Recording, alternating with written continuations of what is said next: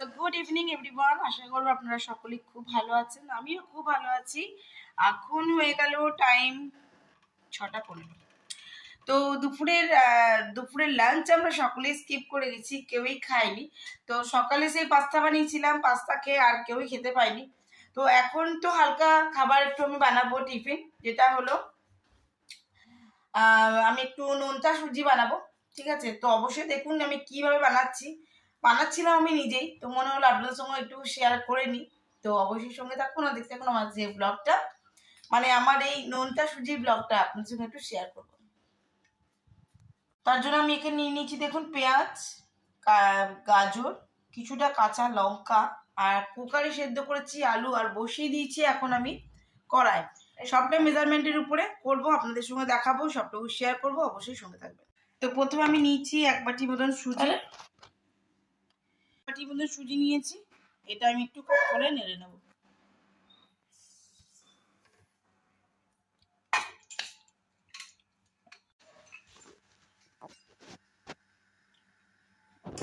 তো আমি এখানে এটাকে হালকা নাড়াচাড়া করে নেব।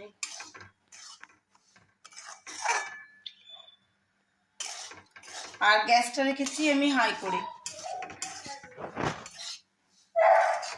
আমি এখানে কিছুটা বাদাম নিয়েছি, কুচি মানে ভেজে নেব।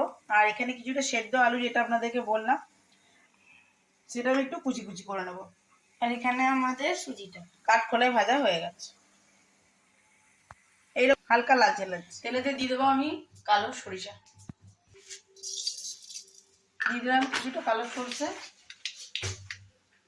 এবার এই যে কাঁচা লঙ্কা, পেঁয়াজ আর গাজর পুরোটাই চলে যাবে।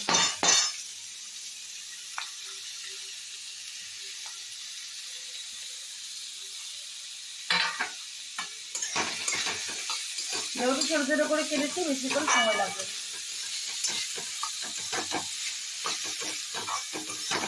বাড়িয়ে ঢাকাটা দিয়ে দেবো, দিয়ে আমি এটা ভাজা ভাজা করবো।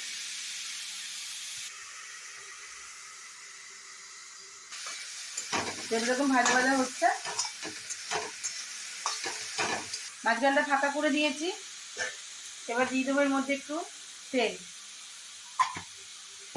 আপনারা চাইলে বাটারও দিতে পারেন।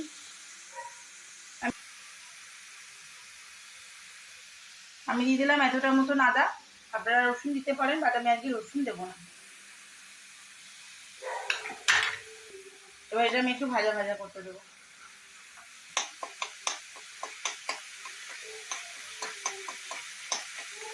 এটা আমি আদাটা কাঁচা গন্ধ ছাড়া পর্যন্ত এটা ভাজা ভাজা করবো। এটা জানা তো কাঁচা কাঁচা গন্ধটা ওটা বন্ধ হয়ে যাবে, যদি একটু ছিটে যাচ্ছে, মানে ভাজা ভাজাটা হচ্ছে। এই অবস্থায় আমি এবার দিয়ে দেবো টুকরো করে রাখা টমেটোটা।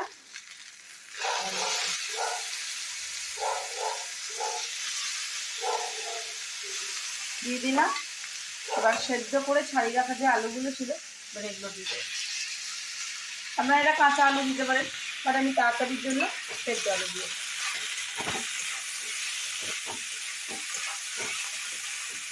ভালো করে নাড়াচাড়া করে দেবেন। অবশ্যই ছাড়িয়ে রাখা কারি পাতাগুলো এই অবস্থাতে দিয়ে দেবো। দেখতে তো এখনই ভালো লাগছে। কারি পাতাগুলো দিয়ে দিলাম, যেমন কি যা লাগবে এরকম দেবেন। আমার ফ্লেভারটা বেশ ভালো লাগে। আমি এতটা মতন নারকোল নিয়েছি। নারকোল আমি এভাবে গ্রেটারে গ্রেট করে দেবো। চিজ বানাচ্ছে। কিছুটা নামাবার আগে আবার নারকোলটা দেবো।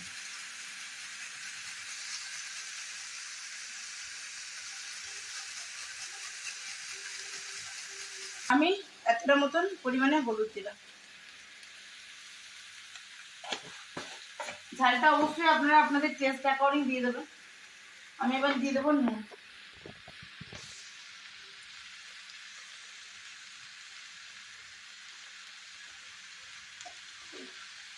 এটা আবার একবার নেড়ে দেবো, যাতে হলুদটা এর মধ্যে মিশে যায়।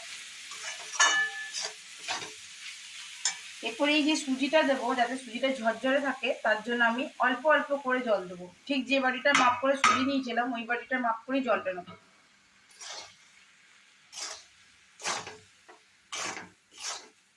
দেখুন এভাবে আমি অল্প অল্প করে জল দেবো, এটা ভাপে হতে দেবো। ভেজে রাখা বাদামগুলো এই পজিশনে দিয়ে দেবো। ফের আবারও এটাকে ধীরে ধীরে নাড়তে থাকবো।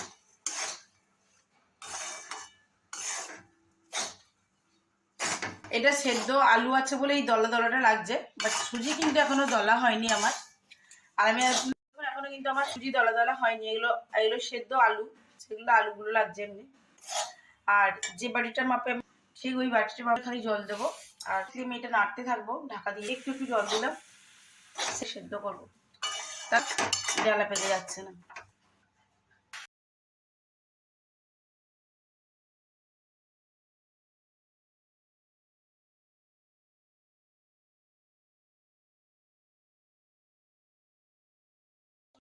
সুজিটা এভাবে নাড়ছি।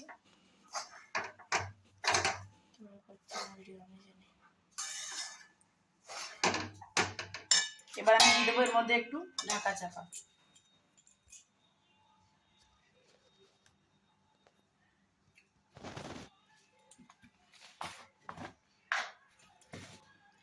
তো দেখায় আমি এখানে অল্প অল্প জল করে অল্প অল্প জল দিয়ে আমি করেছি। এই পজিশনে আমি দিয়ে দেবো এবার আর একটু লেবুর রস। আর লেবুর রস যদি না থাকে তাহলে অবশ্যই ভিনিগার।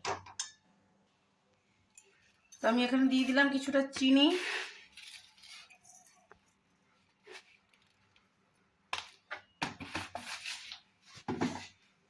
তো আমি লেবু সকালে খেয়ে ফেলেছি, তাই আমার কাছে এখন এই মুহূর্তে লেবু নেই। আমি একটু দিয়ে দিলাম ভিনিগার।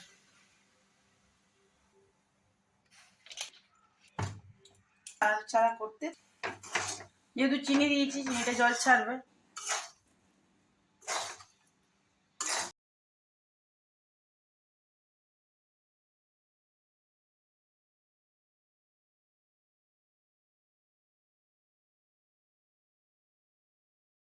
তো আমি এখানে বাটিতে সার্ভ করে দিয়েছি।